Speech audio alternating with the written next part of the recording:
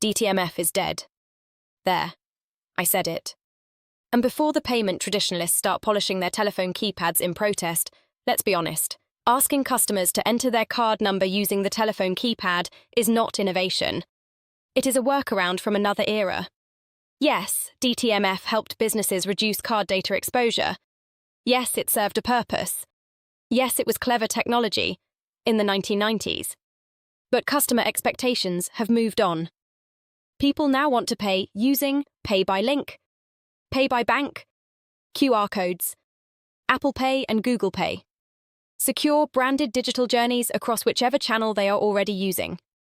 They do not want to sit through robotic prompts, hunt for their card and carefully enter 16 digits while wondering whether the call has disconnected.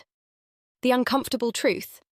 Some businesses are still calling outdated payment processes secure transformation simply because they are slightly less painful than what came before. Security is no longer enough. A modern payment journey must also be easy, connected, trackable, branded, and appropriate for the customer's chosen channel. DTMF did its job. It deserves a respectful retirement, a small gold watch, and perhaps a framed photograph in the Payments Museum. But it should not be shaping the future of customer experience. Legacy steps back.